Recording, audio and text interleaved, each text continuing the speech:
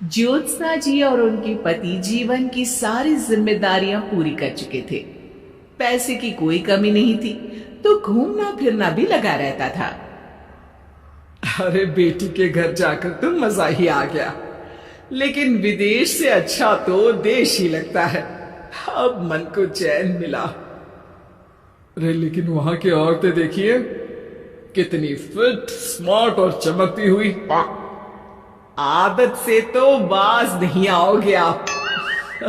अरे मजाक कर रहा हूं यार। अच्छा मैं जरा बाजार होकर आता हूं। पति बाजार जाता है, जहां उसे एक अजीब सी दुकान दिखाई देती है। अरे ये क्या बात हुई? अंदर आओ 50 के, बाहर निकलो 40 के। हम आपकी 10 साल उम्र कम करते हैं। अरे ऐसा क्या करते हैं भला? जरा अंदर जाकर ही देख लेता हूं। अंदर एक सुंदर सी लड़की खड़ी होती है। सुंदरी जी, ये क्या दुकान है? जरा जादू हम पर भी तो चला दीजिए। यस सर, आपको हमारी एग्जीक्यूटिव एक डेमो के लिए अंदर ले जाएगी। आप अंदर जाएंगी तो आप खुद ब खुद समझ जाएंगी। पति अंदर जाता है, जहां सेल्स गर्ल मिलकर पति को नकली बाल, नकली दांत, रंग बिरंगी कपड़े के साथ रंगीन चश्मा लगा देती है। देखिए, अब खुद को शीशे पे देखिए और बताइए सर। हाय दयो, ऐसा तो मैं किसी हीरो से कम नहीं लग रहा। दे दो, सारा सामान पैक कर दो। पति खुशी खुशी वहां से निकल जाता है। घर आकर वो सारा सामान छुपा देता है। फिर अगली शाम, सुनो मैं वॉक पर जा रहा हूं। इस वक्त? अरे नाती पोतों को वीडियो कॉल करके बात तो कर लो। अब हाँ, आकर करता हूं ना, पक्का पक्का। पति बाहर जाकर सारा मेकअप करता है और मार्केट में घूमता है, जहां उसे एक स्मार्ट सी महिला दिखती है। क्या आपको मुझसे कोई काम है? नहीं नहीं, आप तो बहुत हैंडसम है। थैंक्स। वैसे आप भी कम नहीं है। वैसे क्या उम्र होगी आपकी? और लगता कितने का हूं? 40 के तो पूरे लगते हैं। अब क्या था, 50 साल के पति को कोई 40 का बोल दी तो। वैसे तो कम का हूं, लेकिन टेंशन के कारण थोड़ा उम्र में बड़ा देखने लगा हूं। ओ सच्ची? आप 40 के पूरे नहीं हो? अरे छोड़िए ना, चलिए मैं आपको कॉफी पिलाता हूँ। यहाँ की कॉफी काफी शानदार होती है। दोनों में दोस्ती हो जाती है और फिर चल पड़ता है सिलसिला रोज रोज के घूमने फिरने और मजे करने का। अब सारा दिन पतिदेव फोन पर। अरे नाश्ता तो कर लीजिए, क्या सारा दिन फोन पर लगे रहते हैं? और यार जरूरी काम कर रहा हूं मैं। रिटायर हो, पेंशन मिलती है, कोई काम नहीं है, फिर कौन सा जरूरी काम आन पड़ा आजकल? अरे एक प्रोजेक्ट के सोशल नेटवर्किंग का काम है, उसी पर काम कर रहा हूं। ठीक है, चलो अब नाश्ता कर लो, देर हो रही है। पति अपना नकली सारा सामान बिस्तर के पास छुपा कर सोता, सुबह चुपके से पहनकर बाहर जाता और घर आने पर उतार देता। एक दिन पड़ोसन कहती है, अरे ज्योत्सना बहन, तुम लोगों के घर कोई हैंडसम सा आदमी रहने आया है क्या? अरे कहाँ यार, मैं और ये दो ही तो लोग हैं घर में। हैंडसम सी शक्ल देखे तो मुझे भी जमाना हो गया है।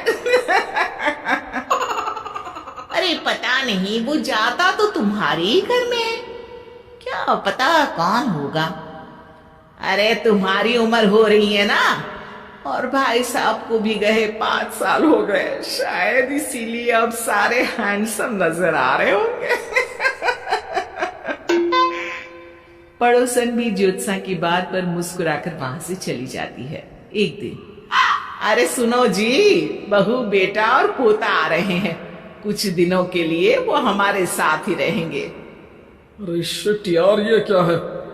बेटे ने तो कर ली शादी, अब क्या करने आ रहा है यहाँ पर?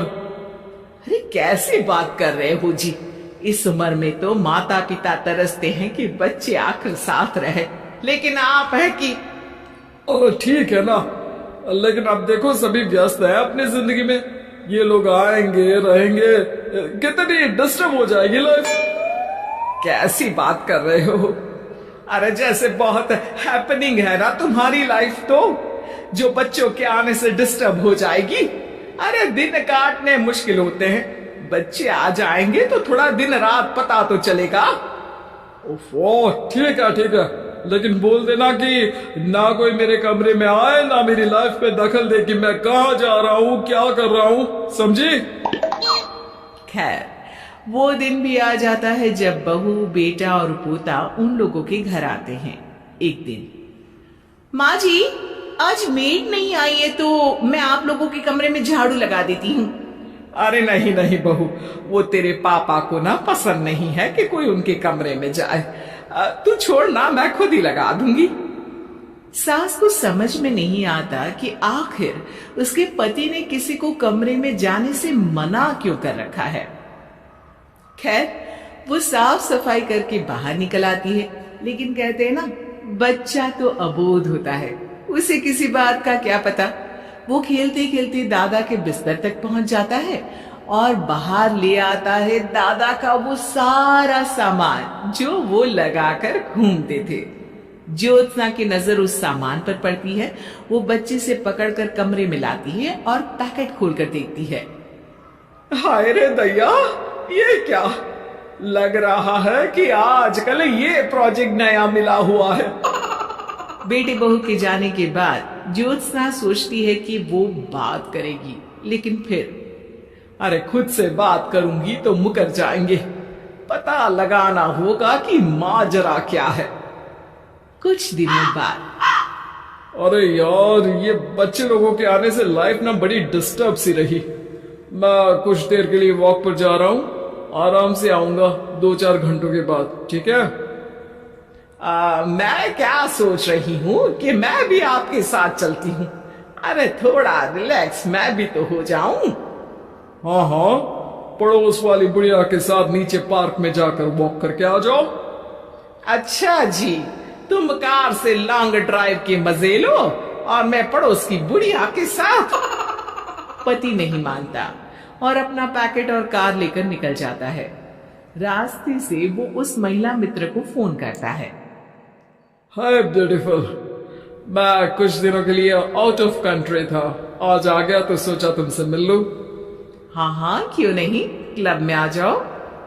पति क्लब में पहुंचता है, सारा नकली सामान चिपका भी लेता है, लेकिन उसे पता नहीं होता कि ज्योत्सना ने सबका गोंद निकाल दिया है।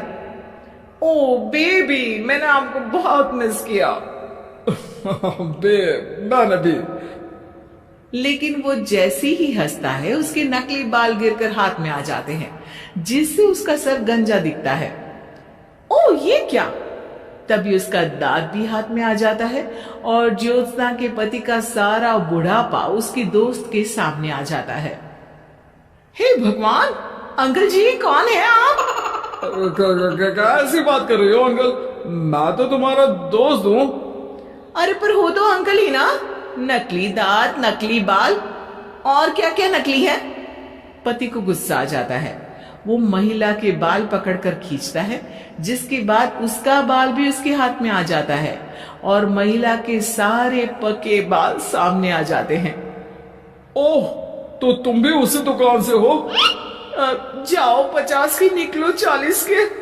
हाँ बढ़िया आई मुझे अंकल कहने वाली, लेकिन ये समझ में नहीं आ रहा कि मेरे बाल और दांत बाहर कैसे आ गए। तभी वहां ज्योत्सना आ जाती है। जी मेरी वजह से। चलिए इन आंटी जी को नमस्ते कहिए, फिर घर चलते हैं और वहां मैं बनाऊंगी आपको चाय।